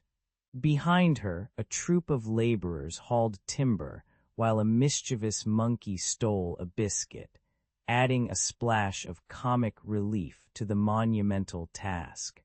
Soon, the rhythmic hum of progress was pierced by the war cries of local chieftains, their drums beating a warning that the iron road would trample sacred ground. Elder Rao, draped in a sari the color of monsoon clouds, confronted Eleanor with a scowl that could split a locomotive wheel. He spoke of ancient rivers and pilgrim paths, insisting that steel could not replace the whispers of ancestors. Eleanor felt the weight of his stare, like the pressure of a locomotive on a weak bridge, yet she answered with a diplomatic chuckle, "We're not here to replace spirits, just to give them a faster ride to the after-party." The standoff crackled with tension, as palpable as the scent of wet earth after a sudden downpour. While the locals argued, the British boardroom back in Calcutta turned into a circus of whispers and cigar smoke, where Lord Pembroke plotted to cut funding, unless the line reached the gold mines by winter. A sly clerk slipped a confidential memo into Eleanor's tea, its ink smudged like a spilled latte, warning that a rival faction wanted the railway rerouted to serve their private estates. Eleanor sipped the tea, feeling the bitterness of betrayal mingle with the spice of rebellion, and mused that politics was just a game of chess played with steam engines. She decided to play both sides, promising the chieftains a station near their temple, while secretly assuring Pembroke of a swift delivery. The irony was thick enough to choke on, as the empire's own bureaucracy tried to juggle rails and rivalries like a drunken juggler at a fair. Back on the ground, the construction crew wrestled with monsoon mud that clung to boots like a clingy X, and the scent of rotting bamboo mingled with the acrid bite of coal smoke. Workers sang off key folk songs, their voices rising over the hiss of steam whistles that sounded eerily like a train's own laugh. At night, the camp glowed with lanterns, casting flickering shadows that turned the iron rails into serpents slithering through the darkness. Veliner trekked through the muck, her boots squelching, and felt a sudden gouty pain in her knee, a reminder that even empire builders aren't immune to arthritis. Yet she pressed on, her resolve as stubborn as a locomotive refusing to stop at a red signal. When the final spike was driven, the crowd erupted in a cacophony of cheers, goat bleats, and the distant rumble of the inaugural train, like a dragon waking from a nap. Veliner stood atop the platform, the wind tugging at her hat, and watched as the locomotive chugged forward, belching clouds that smelled of diesel and triumph. The chieftains reluctantly waved from the side, their smiles as forced as a politician's promise, while Lord Pembroke sent a telegram that read, "Well done, you've finally stopped the Empire from being late to its own dinner party." The railway, now a gleaming artery, pulsed with life, carrying spices, soldiers, and gossip alike across the subcontinent. Veliner laughed, thinking of the monkey that had stolen her biscuit, and whispered, "If only history were as easy to lay down as these tracks," before the train vanished into the horizon, leaving a trail of dust and destiny. The morning bell of the Great Strike rang from the soot-blackened factories of Manchester to the teak-scented workshops of Calcutta. Workers swayed like a sea of soot-stained scarves, chanting a chorus that drowned out the hiss of Whitfield's newest steam looms. The air tasted of iron and burnt tea, while the clatter of halted pistons sounded like a broken drum solo from a punk band. Even the pigeons seemed to mutter, "Not today, mate," as they dodged the angry crowds. In the imperial capital, the Queen's guards sipped their tea, unaware that the Empire's heart was about to skip a beat. From the cobbled streets of London to the mango-laden plazas of Jamaica, artisans and indigenous leaders met in secret taverns, swapping stories over rum and soot-stained biscuits. A blacksmith from Birmingham brandished his hammer like a lightsaber, while a Maori chief raised a carved patu, both promising to smash Whitfield's metal monsters. The smell of fresh pine from New Zealand mingled with the acrid fumes of coal, creating a perfume that said rebellion in every whiff. Laughter cracked through the tension as someone shouted, "We're the original Avengers, assembling without a cape." Yet beneath the jokes, a fierce resolve hardened, as solid as the iron rails that now lay dormant. Whitfield, perched in his laboratory like a mad scientist from a Victorian sci-fi flick, watched his inventions idle, their gears rusting under a blanket of protest graffiti. He muttered about productivity losses, while the street outside echoed with the clamor of picket signs that read, "No more steam, give us dreams." The factories, once humming like a hive of busy bees, now resembled abandoned movie sets, their windows fogged with the breath of discontent. A passing journalist compared the scene to a Game of Thrones battle, only the dragons were replaced by soot-caked chimneys. Even the city's rats seemed to cheer, scurrying over discarded pamphlets, their tiny squeaks a soundtrack to the uprising. Across the Empire, ports in Cape Town and Hong Kong smelled of brine and burnt oil, as ships sat idle, their cargo of Whitfield's gears bobbing like reluctant passengers. Colonial officials, accustomed to ordering tea and taxes, now found themselves ordering peace talks, their polished shoes slipping on spilled ale and sweat.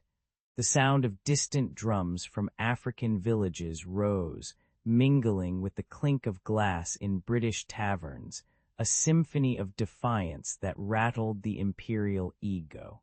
Ironically, the very machines meant to bind the empire together now served as evidence of its fragile seams. In a moment of bitter irony, a clerk whispered, "We built a world on steam, and now it's steaming out of control."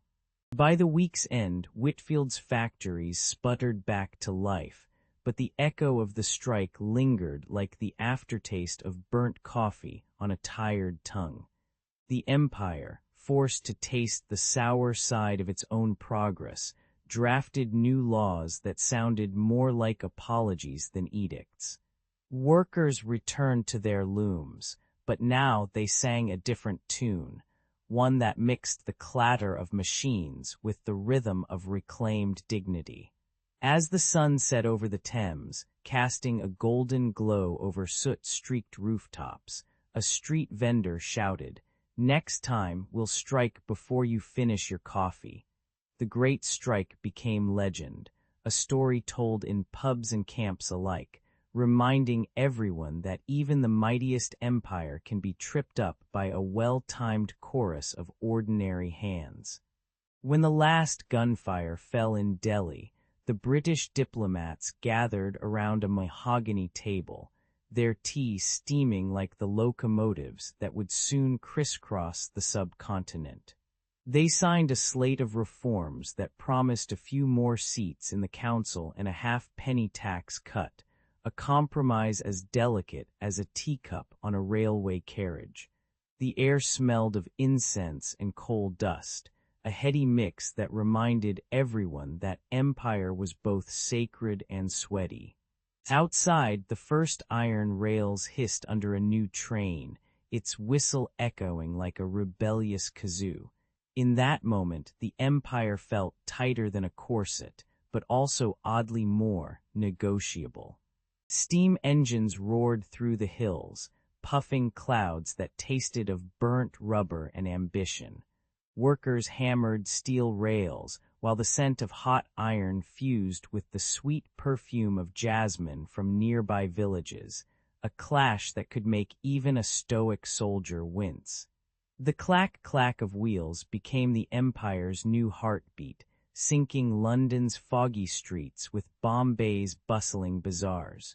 Children perched on platforms, waving tin whistles, while soldiers in red coats tried not to step on the stray goat droppings that littered the tracks.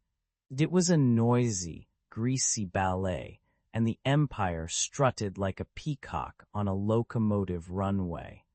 Yet the soot-covered triumph sowed restless seeds in the soil of conquered lands. In the shadows of the new stations, elders whispered stories of ancient kings, their voices rising like steam from a kettle.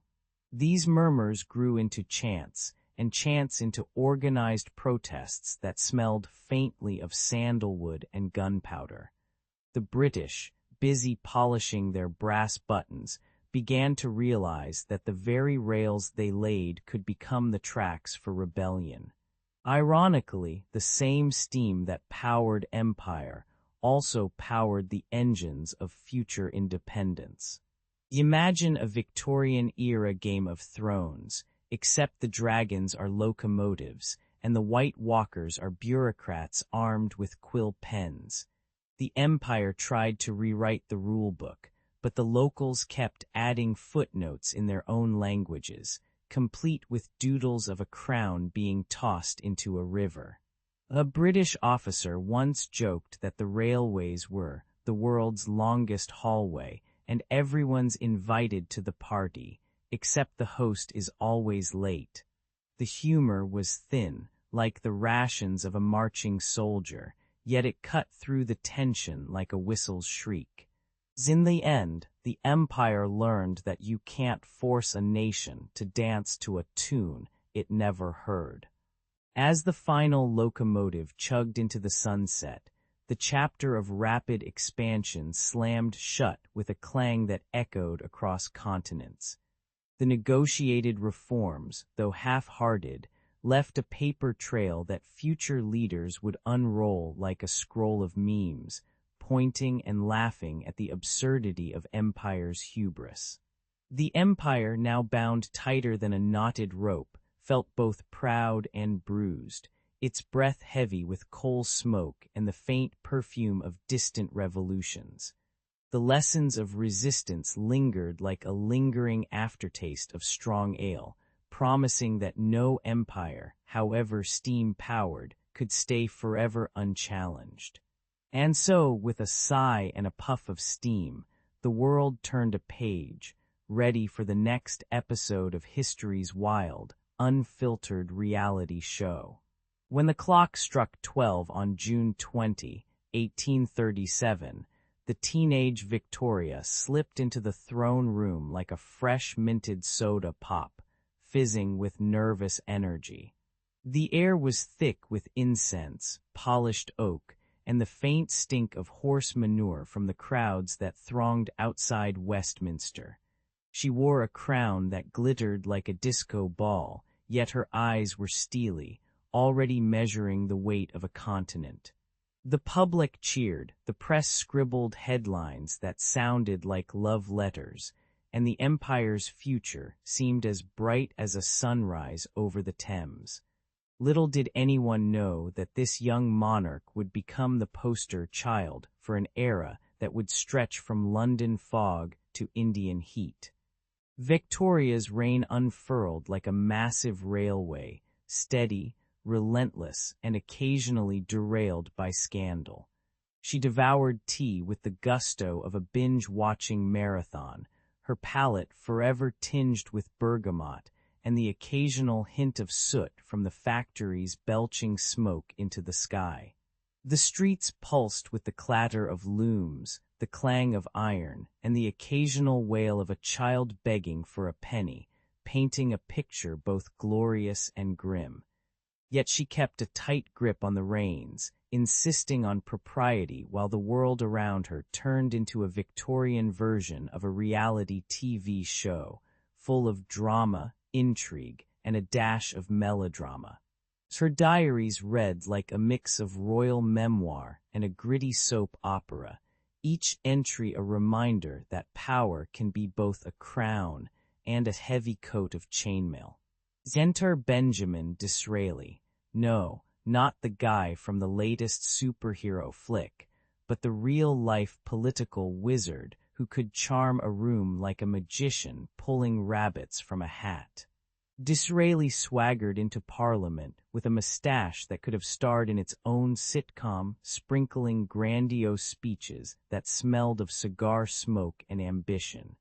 He whispered of the sun never sets on the British Empire, a line that sounded as smug as a cat perched on a windowsill, yet it ignited a feverish patriotism across the aisles. With his knack for turning policy into page-turning drama, he helped Victoria stitch together a patchwork empire that stretched from the Caribbean to the far-flung outposts of Africa. Ironically, his love for pomp sometimes clashed with the gritty reality of colonial administration, like trying to fit a tuxedo onto a mud-splattered horse. The Victorian age pulsed with cultural optimism, as if the whole nation had been given a giant espresso shot. Gas lamps flickered on, casting amber glows over foggy streets where Dickens' characters roamed like ghosts begging for a warm loaf. The smell of coal-filled evenings mingled with the sweet perfume of fresh-baked scones, creating a sensory cocktail that was both intoxicating and suffocating. Music halls blared brass bands, while women in crinolines twirled like living top hats, their laughter echoing against the brick facades. All the while, the empire's newspapers printed sensational tales of far-off adventures, feeding a public appetite that craved conquest as much as a good gossip column. By the time the 19th century rolled into its golden years, the British Empire resembled a colossal, over-caffeinated octopus, its tentacles gripping ports from Hong Kong to Cape Town. Ships creaked and groaned as they sliced through seas scented with salt and the occasional whiff of exotic spices, their decks crowded with soldiers, merchants, and the occasional bewildered explorer. The world heard Victoria's name whispered in markets, shouted in battlefields, and even muttered by rebels who rolled their eyes at the notion of a civilizing mission. Yet beneath the pomp and pageantry lay a gritty underbelly of disease, exploitation, and the relentless hum of steam engines grinding progress into the ground. In that tumultuous swirl, the dawn of an empire was not just a sunrise. It was a full-blown fireworks show, dazzling, noisy, and impossible to ignore. When the sun rose over London in 1875, the city hummed like a giant steam engine, its fog-filled streets buzzing with Victorian ambition. Queen Victoria's portrait stared down from every marble column, as if daring the world to match her resolve. Men in top hats and women in bustle dresses crowded the Thames embankments, clutching telegrams that smelled of ink and coal smoke. Everywhere you looked, the empire's banner fluttered from rooftops, promising riches and order to distant lands.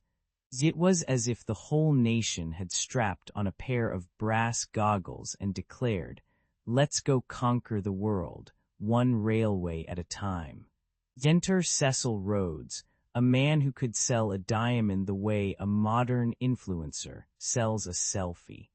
He swaggered across the African veldt with a grin wider than the Nile, dreaming of a Cape to Cairo railway that would stitch the continent together like a colossal, imperial Lego set.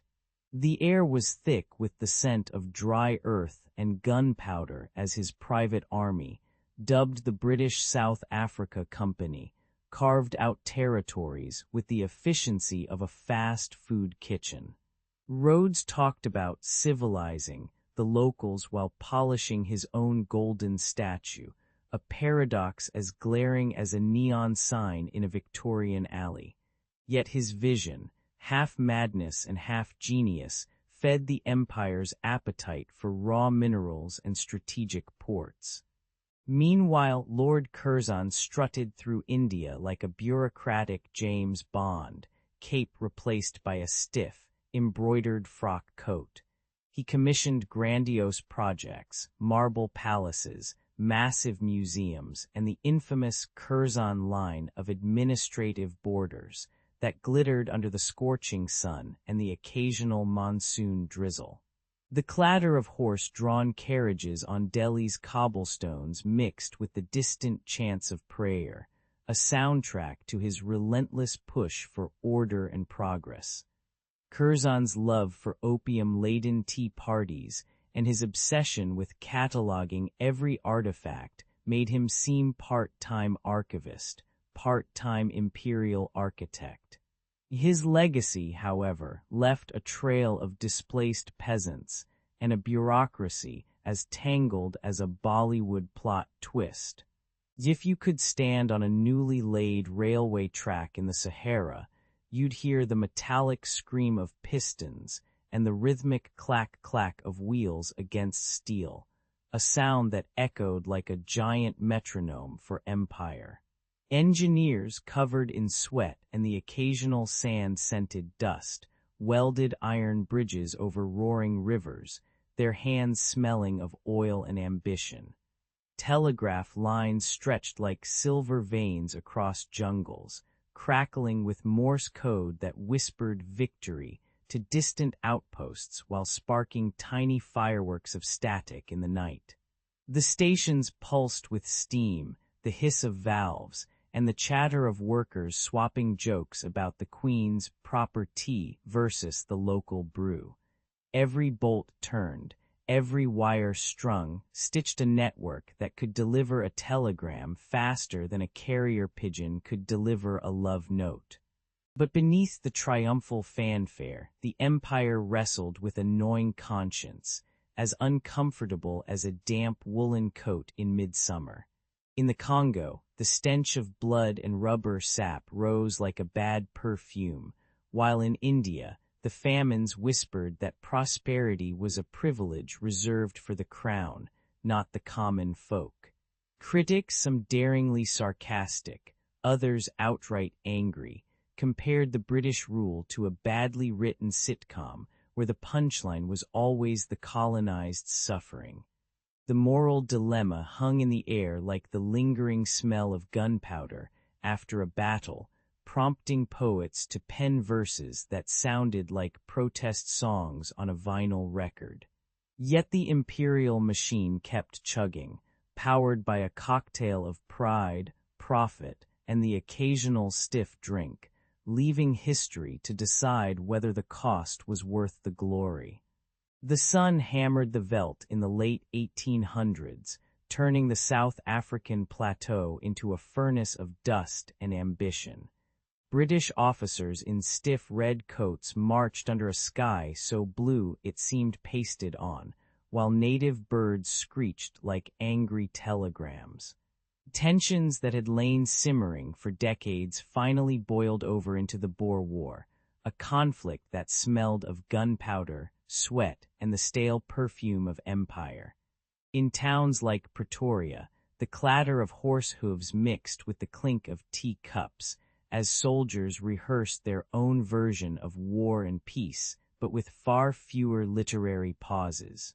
The whole scene felt like a blockbuster trailer, majestic, ominous, and oddly reminiscent of a reality TV showdown, only with more mustaches. Lord Kitchener strutted onto the stage like a Victorian version of a rock star, his mustache twirling in the Afrikaans wind. He ordered trench-filled marches that roared across the plains, the ground trembling under the boots of tens of thousands of troops. The air vibrated with the crack of rifles and the metallic tang of blood, while campfires hissed as they cooked boiled beans that tasted like regret. Kitchener's campaigns were a study in showmanship. He brandished medals like pop culture trophies, his speeches echoing the bravado of a Marvel movie trailer. Yet beneath the swagger, the British soldiers muttered about the absurdity of fighting over a handful of gold mines, as if their lives were a side quest in a grand strategy game. Back in London, Joseph Chamberlain wheeled out his political gauntlet, demanding tariffs that would make the empire sound like a giant, grumpy ant, insisting on no free lunches. He lobbied in smoky clubs where the scent of cigar ash mingled with the clink of whiskey glasses, promising a united front against German rivals. His speeches crackled with patriotic fire, but the underlying note was a thinly veiled fear that the empire's coffers were leaking like a busted pipe. Chamberlain's maneuvers felt as tangled as a game of chess played on a moving train, each pawn representing a colony that might someday revolt. The irony was palpable. The very man trying to glue the empire together was stitching a quilt out of volatile, rebellious fabrics. Meanwhile, in distant corners, nationalist whispers grew louder than the clatter of a colonial tea party. In India, the scent of sandalwood mingled with pamphlets calling for self-rule, while in Africa, drums beat a rhythm that said enough. The empire's once proud marble halls trembled with the echo of protests, the stone walls sweating under the weight of dissent. Soldiers on the front lines found themselves dodging not just bullets, but also the prickly barbs of slogans like "Quit India" that fluttered like rebellious graffiti. It was as if the empire, a massive jigsaw puzzle, suddenly discovered a few pieces were missing, and the picture on the box lid was a lie. By the time the dust settled, the shadows of conflict stretched across the globe like an overgrown ivy on a once pristine manor. Winston Churchill, then a young firebrand with a cigar that smoked like a dramatic plot twist, watched the empire's cracks with a mixture of dread and daring optimism. He imagined Britain as a battered superhero, bruised but still capable of delivering a spectacular comeback. The Boer War, Kitchener's bravado, and Chamberlain's tariffs became cautionary tales whispered in parlors, warning that power without humility is as fragile as a glass teacup in a cyclone. In the end, the empire learned that even the mightiest crowns can wobble when the wind of change howls through their corridors. The year is 1914, and the British Empire feels the electric hum of a storm gathering over the Channel. In the polished corridors of Whitehall, a wiry young Winston Churchill, barely 34, strides like a caffeinated conductor, his pocket notebook bristling with sketches of torpedoes and zeppelins. He wears his famous cigar like a badge of honor, the smoke curling around his thoughts of empire and glory. The air smells of coal smoke and sea salt, and somewhere a distant artillery drill rattles like a nervous drum solo. As Europe teeters on the edge, Churchill senses that the calm before the battle is just the eye of a monstrous gale. Churchill's first love is the Navy, a glittering fleet of ironclads that he imagines as the avengers of the high seas, each ship a hulking superhero with a cannon for a fist. He pushes the Admiralty to fund faster dreadnoughts, whispering that speed will be the Empire's secret weapon, like a Formula One car roaring through fog. Submarines, those sneaky underwater ninjas, get his enthusiastic nod, and he even toys with the idea of aircraft carriers, a concept as fresh as a tick-tock dance craze. The Admiralty's brass officers grumble, muttering about budgets and the smell of boiled potatoes in the galley, but Churchill's charisma slices through their doubts like a hot knife through butter. By autumn, the fleet shudders with new steel, its hulls humming with the promise of domination. Then comes the Gallipoli venture, a plan that Churchill hails as the ultimate blockbuster.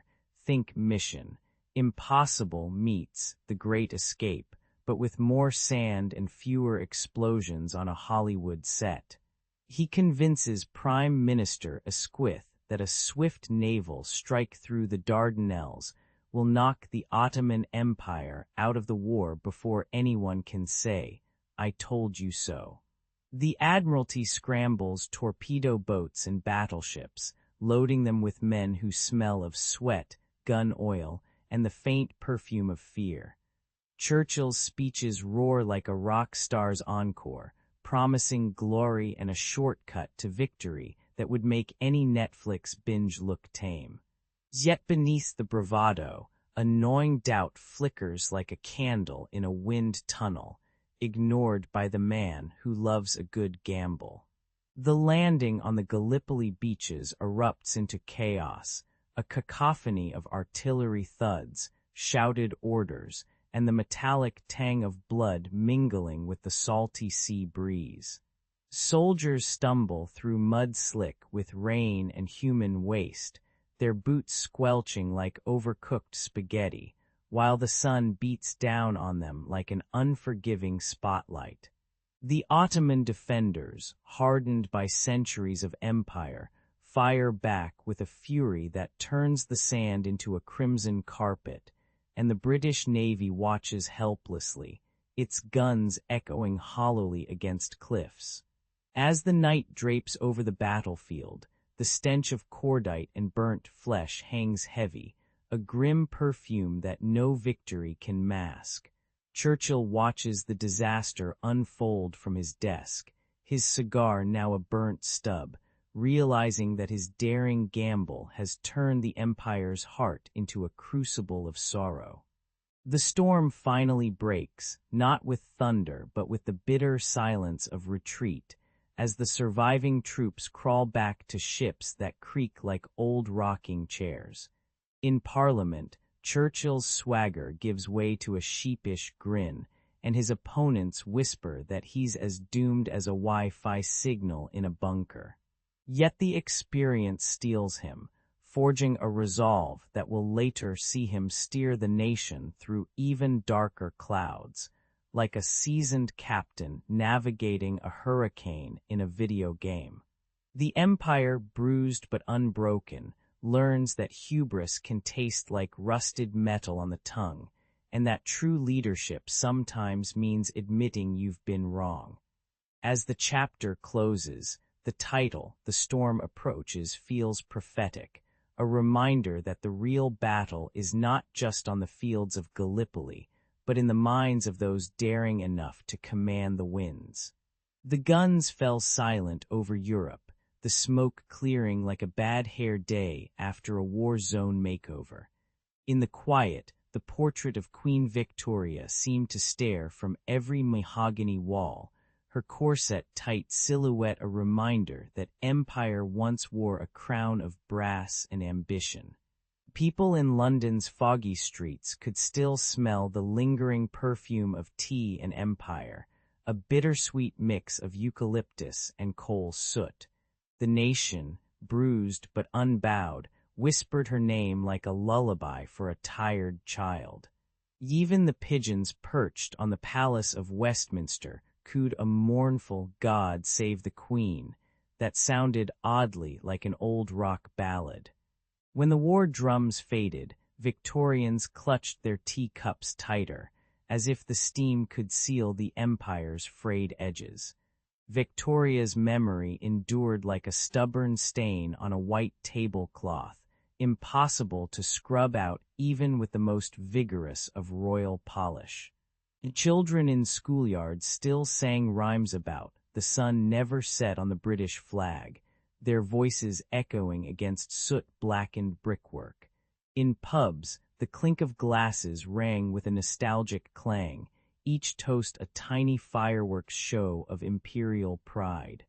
Irony dripped from the polished brass of the statues, for the queen who never set a foot beyond the aisles now loomed over continents she'd never see.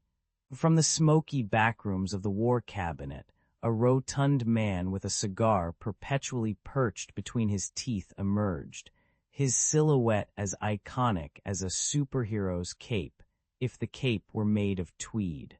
Winston Churchill swaggered onto the scene, his voice booming like a brass band in a rainstorm, turning grim reports into rousing anthems.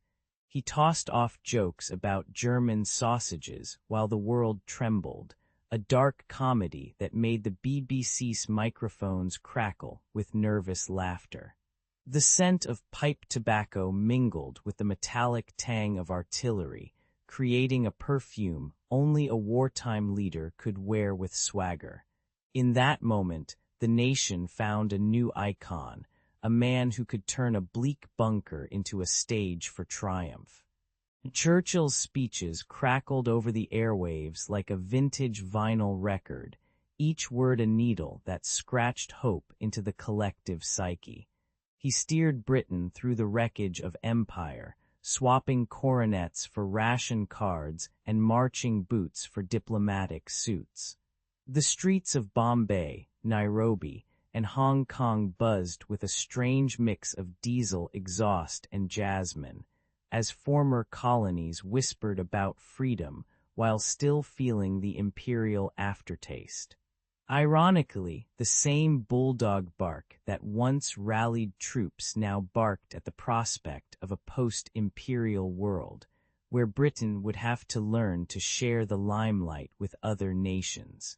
Even the royal guards, polished to a mirror shine, seemed to grin at the absurdity of a world where the sun finally set on their dominion.